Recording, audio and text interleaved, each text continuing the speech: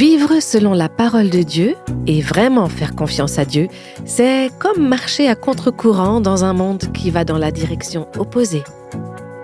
L'appel de Dieu, ce n'est pas un appel au confort, à la commodité ou à l'épanouissement personnel. C'est un appel à glorifier Dieu en offrant notre vie en sacrifice. Et il y aura des épreuves quand nous suivrons les traces du Sauveur, lui qui a été prêt à donner sa vie pour que nous puissions vivre. Vous écoutez Réveille nos cœurs avec la série Pour un temps comme celui-ci. Dans les 2 premiers épisodes de cette série, on a découvert l'histoire d'Esther et les enseignements précieux que nous pouvons en tirer. D'ailleurs, si vous avez manqué ces podcasts, vous pouvez les retrouver sur notre site réveillenocœurs.com. On a vu que le peuple d'Esther avait été emmené en captivité dans un pays étranger, et c'est dans ce pays que Esther a été amenée de force dans le harem du roi et qu'elle a été élevée à la position de reine. Ce n'était pas un conte de fées à la Cendrillon, mais une situation extrêmement difficile. Et plus tard, lorsque les Juifs ont été menacés d'anéantissement, Esther a été appelée à prendre la parole et à être une femme de Dieu et à entrer en action au moment désigné par Dieu, selon le bon moment fixé par lui. Aujourd'hui, c'est le dernier podcast de cette série, et alors qu'on arrive à la conclusion de cet enseignement, on va découvrir une autre femme qui, elle aussi, savait qu'elle était appelée à servir le Seigneur pour un temps comme celui-ci.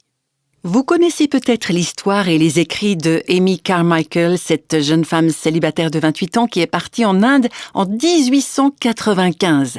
Elle y est restée pendant 55 ans sans jamais prendre de congé. Quand elle est arrivée là-bas, elle a découvert que des enfants, des nourrissons, des jeunes filles, des jeunes femmes étaient enlevées et vendues à la prostitution dans les temples hindous. Et en voyant ça, son cœur a été brisé. Elle a dit « Il faut faire quelque chose ». On pourrait dire que Dieu a amené Amy Carmichael dans son royaume pour un temps comme celui-ci. Elle et son petit groupe de collaboratrices ont ainsi commencé à sauver ces enfants des temples hindous dans lesquels ils étaient retenus. Petit à petit, une personne à la fois. Ce travail, il était dangereux, c'était difficile, elles ont dû résister à des traditions religieuses et culturelles qui étaient profondément enracinées depuis des siècles. Elles ont dû aller à contre-courant.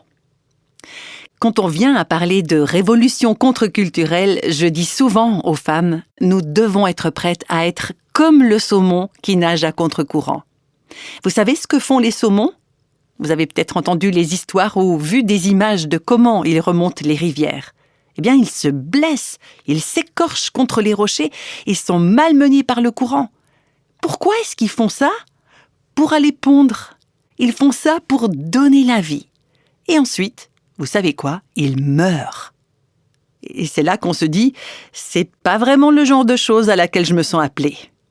Mais vous ne trouvez pas que c'est une puissante illustration du cœur de Christ, du cœur du calvaire? Christ qui a nagé à contre-courant, qui a été battu, qui a été ensanglanté pour nous donner la vie spirituelle, en offrant ainsi sa propre vie pour que nous ayons la vie pour toujours. Oui, c'est vrai, nous pourrions mourir en chemin. Mais si c'est en accomplissant les desseins du royaume et la volonté de Dieu, qu'il en soit ainsi. Si je dois périr, je périrai. Je choisis de tout donner pour lui. Et voilà comment, une année après l'autre, Amy Carmichael a risqué sa vie pour délivrer une petite fille, une femme à la fois. Elle a combattu sans relâche pour les arracher aux ténèbres et révéler les œuvres du mal. Cette lutte, elle ne l'a pas menée par ses propres forces, mais par la puissance de Dieu, Dieu qui l'avait envoyée. Elle a persévéré. Il y a eu quelques victoires, mais il y a aussi eu de nombreuses pertes douloureuses. Mais elle a tenu ferme face à des défaites qui semblaient totales. De nos jours, les défis et les enjeux sont peut-être un peu différents de ceux de l'époque, bien que nous soyons également confrontés à la question du trafic sexuel. C'est un vrai fléau dans le monde. Alors les problèmes qui sont les nôtres aujourd'hui ne sont pas moins graves que ceux de ces petites filles qui étaient vendues à la prostitution dans les temples. Aujourd'hui encore, les ténèbres emprisonnent des vies. Il y a tellement de femmes, de jeunes filles autour de nous qui vivent en captivité. qui sont esclaves de la culpabilité, de la peur, de l'amertume, de l'anxiété, des troubles alimentaires, des comportements destructeurs, des addictions, de la dépression. Elles ont besoin d'être délivrées de l'ennemi qui les a prises en captivité. On est appelé à combattre les puissances des ténèbres au nom et par la puissance et l'esprit du Seigneur Jésus, et à se joindre à Dieu dans sa grande opération de sauvetage. On est appelé à faire briller sa lumière dans les ténèbres, à libérer les captifs et à glorifier son nom. Vous savez, à l'époque, quand je priais avec des amis et des collègues au sujet du lancement de Réveille nos cœurs, j'avais demandé aux membres de notre conseil d'administration et du conseil consultatif de notre ministère de prier par rapport à ça. Lors d'une réunion du conseil, j'ai assisté à une discussion sur la question de savoir si c'était le moment ou pas de lancer ce qui allait devenir le ministère radio de Réveille nos cœurs. Et pour ce temps de prière et de discernement, Dieu avait placé autour de nous des hommes fidèles. Il y avait notamment Thomas Hunt, un enseignant biblique et un homme de prière qui a servi le Seigneur durant de nombreuses années. Et cet homme, pendant un long moment, il est resté très silencieux parce qu'il y avait beaucoup de discussions dans la salle.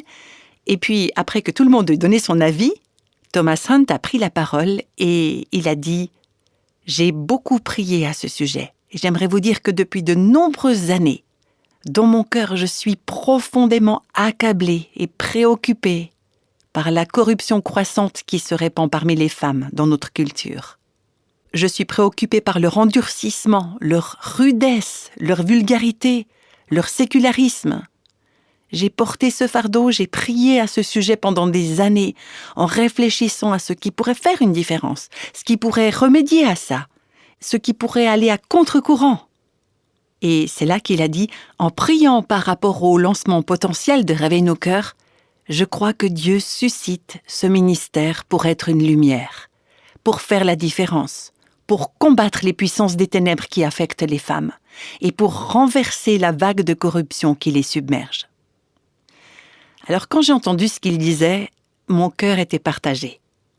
D'un côté, j'étais reconnaissante, ça m'inspirait cette clarté apportée à la mission, mais de l'autre, je ressentais une profonde faiblesse, une certaine crainte, je me sentais submergée, je ne me sentais pas à la hauteur.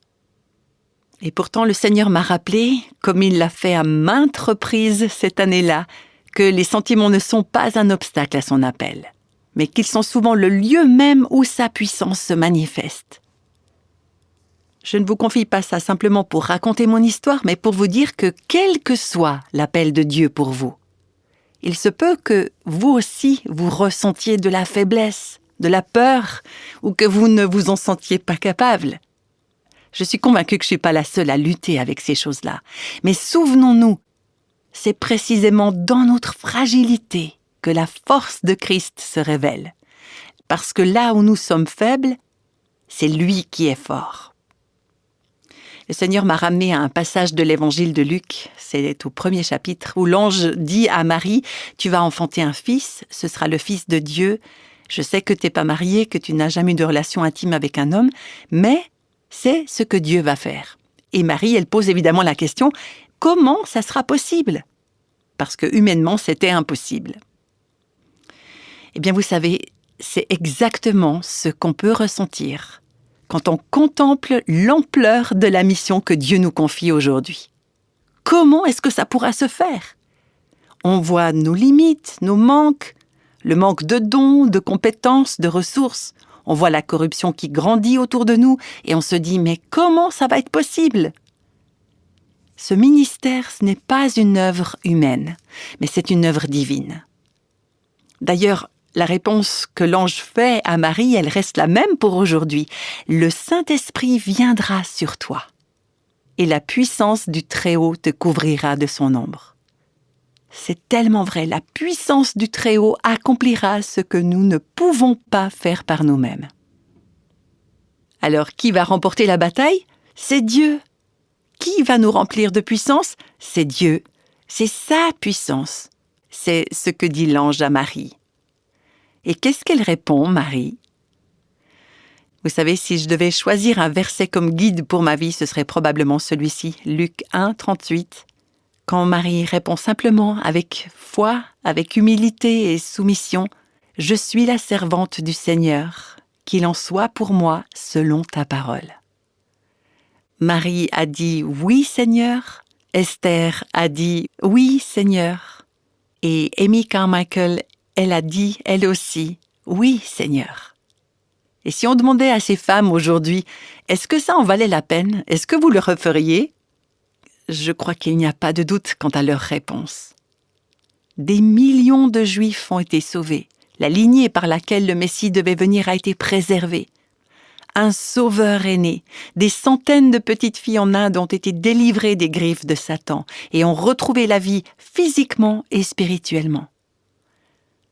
L'appel de Dieu sur nos vies, il sera parfois difficile. Peut-être que c'est le cas pour vous, justement, en ce moment. Son appel implique des épreuves, des souffrances, des obstacles. Je vous le dis simplement, ce n'est pas un appel à une vie facile. L'appel de Dieu, ce n'est pas un appel au confort, à la commodité ou à l'épanouissement personnel. C'est un appel à glorifier Dieu en offrant notre vie en sacrifice. Et il y aura des épreuves quand nous suivrons les traces du Sauveur, lui qui a été prêt à donner sa vie pour que nous puissions vivre. Quand nous verrons le visage de Christ, vous et moi, et ce jour approche, si on a été fidèle à son appel, on pourra dire « Jésus, ça en valait vraiment la peine pour toi ». En fait, je crois que pour la plupart, on dira « J'aurais aimé t'avoir donné encore plus ». Alors, est-ce qu'on le referait? Absolument. Je prie pour que Dieu lève une armée de femmes, des femmes de courage, de foi, de compassion, d'humilité, de sagesse, des femmes remplies de l'Esprit de Jésus pour un temps comme celui-ci. Est-ce que vous voulez vous joindre à nous dans cette mission? Est-ce que vous voulez faire partie de cette révolution contre-culturelle? Est-ce que vous allez dire « Oui, Seigneur, je suis ta servante », que tu puisses te servir de moi, que tu puisses me dépenser, que tu puisses accomplir tous tes desseins éternels en moi et au travers de moi, quel qu'en soit le prix. Notre Père, je te prie de trouver en nous une armée de femmes qui disent simplement « Oui, Seigneur », pour l'amour de Jésus et pour l'avancement de ton beau et grand royaume. Amen.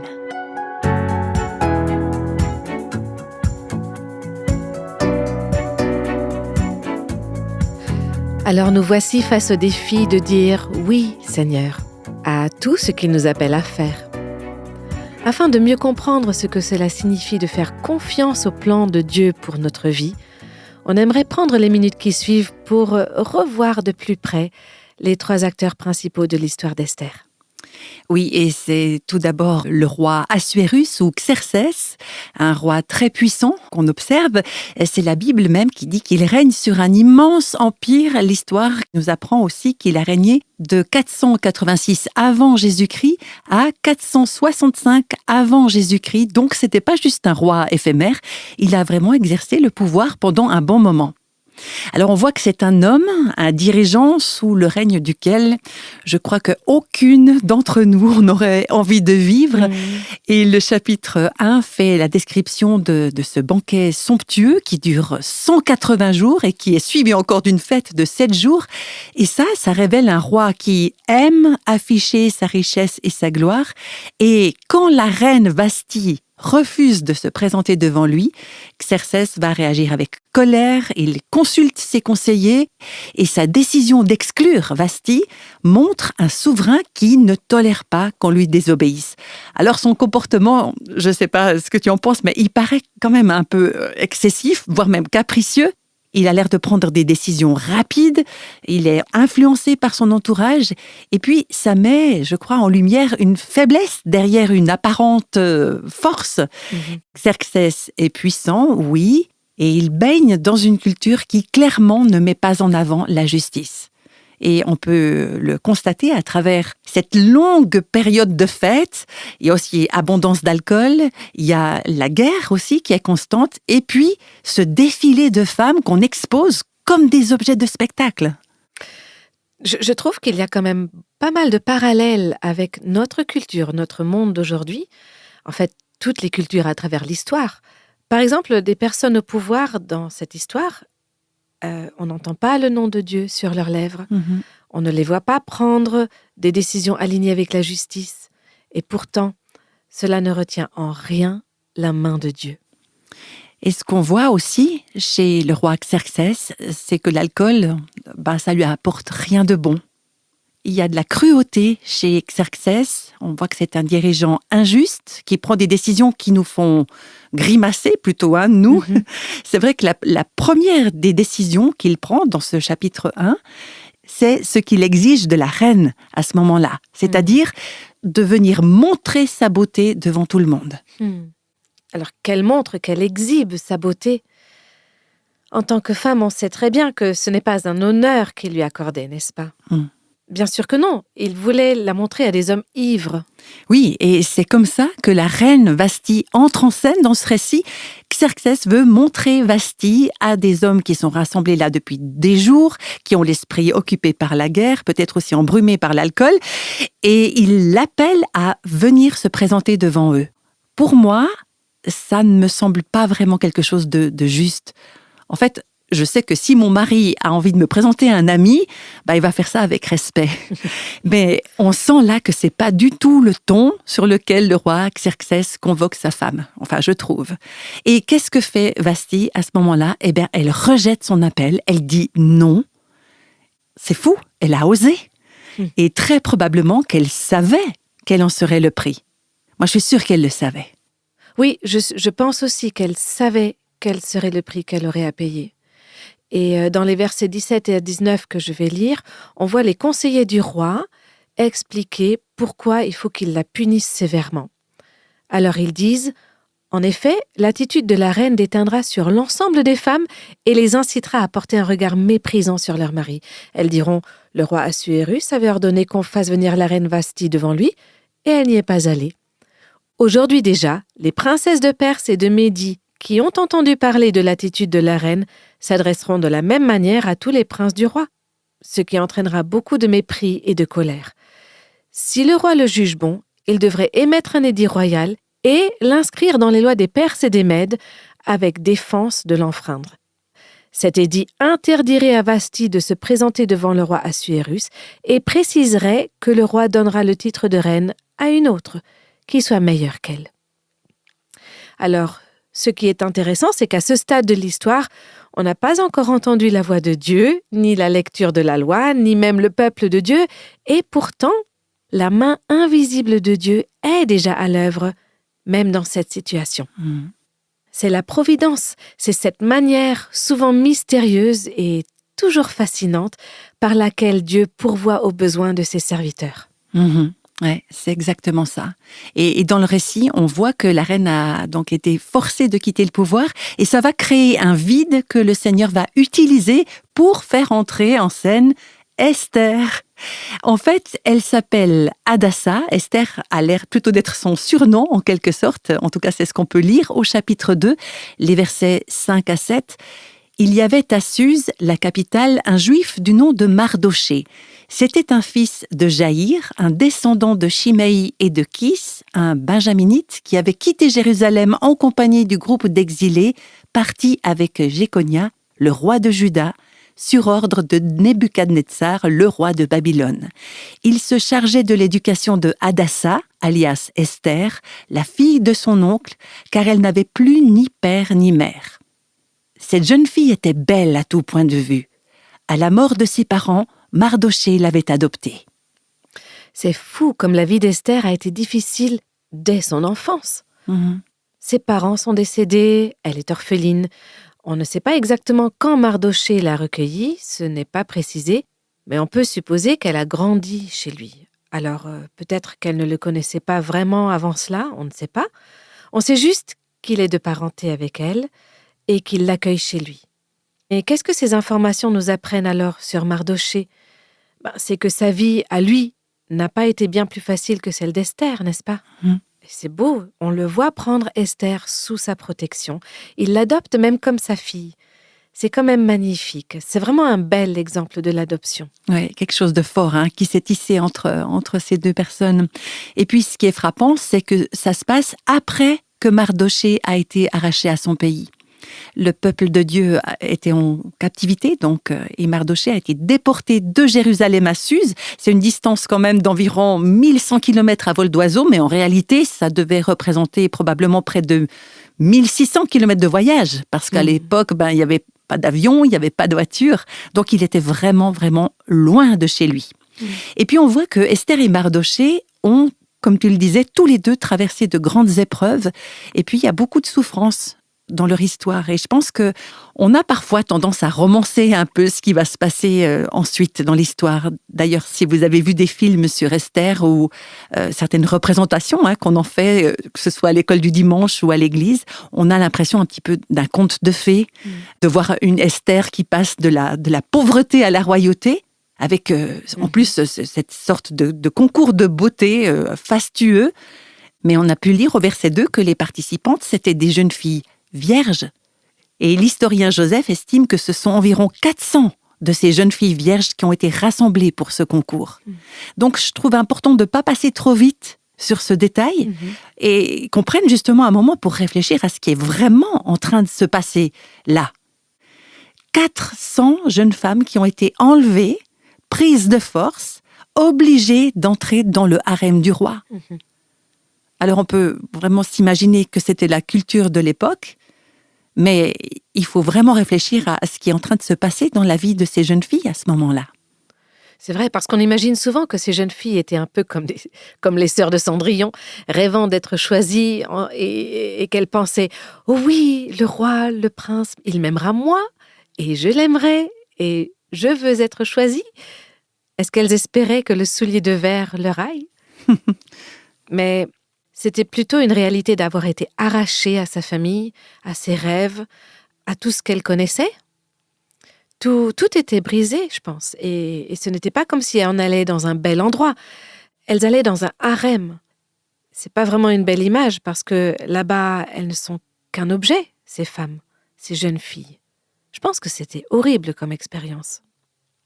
Et celles qui avaient été exilées, elles avaient déjà été amenées dans ce pays contre leur gré et elles étaient enlevées une deuxième fois, en quelque sorte, pour être mises dans ce harem. Elles savaient ce que c'était être en exil. Certaines avaient pu retourner au pays, d'autres non. Et en gros, elles avaient traversé des tourments depuis un bon moment. Et le texte nous dit que ces jeunes femmes ont été rassemblées. Donc ce n'est pas qu'elles étaient volontaires. Elles ont été prises de force. Elles n'ont pas espéré être choisies dans un concours de beauté, comme on l'imagine souvent. Non, elles ont bel et bien été rassemblées, comme le verset 3 nous le dit. Et après avoir été rassemblées, elles ont été mises dans un harem. Et puis, après leur nuit avec le roi, elles ont été reléguées parmi les concubines. Donc, elles ont été arrachées à leur famille, à leurs rêves, mises dans un endroit avec plein d'autres jeunes filles désespérées comme elles, probablement. Et celles qui n'ont pas été choisies, elles ne peuvent même pas rentrer chez soi. On est vraiment loin du conte de fées, Donc ces 400 jeunes filles se retrouvent là dans le harem. Elles sont convoquées pour une nuit avec le roi et on sait très bien ce que ça veut dire. Elles sont pas juste assises sur un canapé en train de regarder un beau film romantique. Non, c'est vraiment pas ça. Non, elles sont convoquées selon le bon vouloir du roi et forcées de faire ce qu'il exige. Et seulement celle qui lui plaît est couronnée reine. Mais les chances d'être choisies sont presque nulles. Sur 400, il y en a une de choisie. Donc, 399 ont été convoquées, ont dû plaire au roi, quand même sans être choisies. Et elles sont renvoyées parmi les concubines. Et après ça, elles sont totalement oubliées. Elles ne sont plus jamais rappelées devant le roi. C'est un système tellement dégradant et qui traite des femmes comme des objets, c'est inimaginable de nos jours. Ce n'est pas romantique, ce n'est pas charmant, il n'y a pas de douceur. L'image que le texte nous donne de Xerxès, c'est qu'il est un homme qui abuse de son pouvoir pour obtenir ce qu'il veut. Et il utilise ces femmes pour satisfaire ses désirs. Et je crois que c'est pour ça que c'est vraiment important que quand on lit cette histoire, on garde à l'esprit que les circonstances pour ces jeunes femmes, elles sont vraiment difficiles. Et j'ai l'impression que ni vous qui nous écoutez, ni nous, on ne sera jamais confrontés à une situation aussi sombre. On aura à faire face à des épreuves, ça c'est sûr, mais je ne peux pas imaginer une situation où on serait rassemblés, détenus comme des objets, comme la propriété de quelqu'un, à disposition selon le caprice d'un homme puissant. Et vraiment, ce sont des circonstances très, très difficiles. Et pourtant, encore une fois, le Seigneur est à l'œuvre. On a des fois envie de se poser la question, mais pourquoi est-ce que Dieu a permis que cela arrive ? Pourquoi ? Où est-ce qu'il était dans tout ça, Dieu ? Alors j'aime beaucoup le fait que Dieu ne cache pas qu'il y a des conséquences qui viennent de notre propre faillibilité, de la corruption humaine générale, mais quelque part ça donne aussi de l'espoir. Parce que lorsque je me trouve face à une situation où je me pose cette question, où est-ce que Dieu est à l'œuvre ici ? Eh bien je peux regarder à ce récit et voir la main invisible de Dieu qui a agi malgré les circonstances. Oui, c'est vrai, c'est toujours la main de Dieu qui reste en action. Alors nous, on ne connaît pas toujours la fin de l'histoire. D'ailleurs, on peut se mettre à la place d'Esther, elle non plus, elle ne connaissait pas la fin de l'histoire à ce moment-là. Mais c'est vrai que Dieu est là, il est en action. Et j'aimerais aussi souligner qu'il y a un contraste assez frappant là. J'imagine que tu as remarqué aussi que malgré toutes ces horreurs, dans ce récit du livre d'Esther, le mot « faveur » apparaît tellement de fois dans ce texte. Et même au milieu de cette épreuve, Dieu accorde sa faveur à Esther, parce qu'il avait un plus grand plan en tête, en fait. Oui. Et c'est important pour nous de comprendre ça, que même dans les ténèbres, Dieu fait briller sa lumière parce qu'il est en train d'agir. Oui. Et c'est là qu'on voit que c'est essentiel de ne pas perdre espoir, car Dieu est notre espérance. Alors peut-être que notre situation, nos circonstances ne changeront même pas. Esther, elle ne savait pas si sa situation allait changer. Et on pense à Joseph, je sais pas, ça me fait penser à Joseph, qui lui, sa situation, elle n'a pas changé pendant des années. Mais Dieu est avec nous, il est avec vous. Si vous lui appartenez, il est avec vous. Dieu agit d'une manière que nous ne pouvons pas voir et que nous n'aurions même pas pu imaginer ou oser ou penser lui demander. Et pourtant, dans son timing parfait, Dieu utilise toutes ces choses pour notre bien. D'ailleurs, forcément, ça fait penser aussi à ce que Paul exprime dans sa lettre aux Romains, chapitre 8, verset 28. Je suis sûre que vous avez déjà entendu ce passage. Du reste, nous savons que tout contribue au bien de ceux qui aiment Dieu, de ceux qui sont appelés conformément à son plan. C'est ça la providence, la main de Dieu qui est toujours à l'œuvre dans la vie de ses enfants. Il fait tout concourir à notre bien. Et avec le recul qu'on a en tant que lecteur, on a l'avantage de voir toute l'histoire d'Esther du début jusqu'à la fin, mais dans notre propre vie, on n'a pas cette vision d'ensemble. Je vous pose la question, est-ce que vous vous souvenez d'un moment dans votre vie à propos duquel vous pouvez dire en regardant en arrière aujourd'hui, oui, c'était la providence de Dieu, c'était Dieu qui faisait tout concourir à mon bien et à sa gloire. Je ne le voyais pas sur le moment, mais maintenant c'est évident. Est-ce qu'il y a un tel moment qui vous vient à l'esprit où vous voyez clairement la main de Dieu à l'œuvre ? On voit que Dieu agit de façon très différente, de façon que nous ne voyons pas et que nous ne pouvons pas voir. Et on voit qu'il pourvoit à nos besoins et il nous précède même dans les situations. Il nous donne exactement tout ce dont nous avons besoin. C'est ça. Et quand on lit dans la deuxième épître de Pierre, chapitre 1, le verset 3, « Sa divine puissance nous a donné tout ce qui est nécessaire à la vie et à la piété, en nous faisant connaître celui qui nous a appelés par sa propre gloire et par sa force. » Eh bien, c'est comme si on n'était jamais en manque de quelque chose pour pouvoir accomplir le plan de Dieu dans notre vie, pour pouvoir marcher d'une manière qui l'honore et pour lui plaire aussi. Et voilà, il va pourvoir à tout en son temps et à sa manière, c'est vrai. Et ça, c'est incroyable. C'est vraiment une vérité extraordinaire qu'on peut continuer à méditer encore et encore. Alors, on est toutes dans des situations différentes. Toi et moi et vous qui nous écoutez, vous êtes chacune, chacun dans une situation différente. Certains d'entre vous vivent peut-être dans des circonstances favorables et d'autres dans des circonstances difficiles. Peut-être que ce sont des épreuves qui durent depuis longtemps ou alors vous venez de recevoir un coup dur et vous vous dites « Je ne vois vraiment pas comment Dieu pourrait utiliser ça », eh bien, on aimerait vous encourager. On peut avoir confiance que la providence de Dieu est toujours à l'œuvre pour notre bien. Vous et moi, on peut adopter la même approche qu'Esther dans notre vie, dans notre propre culture. On a toutes besoin d'être encouragés à croire que la main invisible de Dieu agit malgré tout. On a certainement tous des exemples en tête, en regardant l'actualité par exemple, où c'est important qu'on se rappelle, je ne sais pas comment, mais je sais que Dieu agit en coulisses dans notre monde, dans notre culture. Et justement, quand on regarde la culture, peu importe ce que ce mot signifie pour vous et moi, mais est-ce qu'il y a des domaines où on a besoin de se rappeler que Dieu est à l'œuvre? On peut réfléchir à ça. Hein? Ouais. Dieu est à l'œuvre, il est vivant, il est le même hier, aujourd'hui, demain et pour toujours.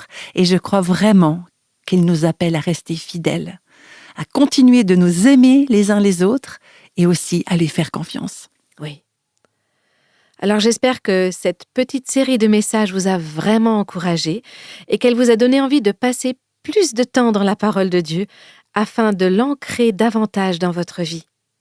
N'hésitez pas à partager ce podcast avec des personnes qui, elles aussi, ont besoin de cet encouragement. Et on vous donne rendez-vous tout bientôt pour une nouvelle série de podcasts. À très vite et que la bénédiction et la grâce du Seigneur vous accompagnent.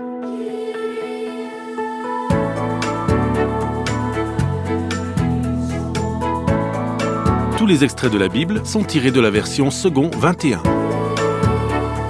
Réveille nos cœurs est le ministère francophone de Revive Our Hearts avec Nancy DeMoss-Wolgemuth. Avec les voix de Christine Raymond et Jeannette Kosman.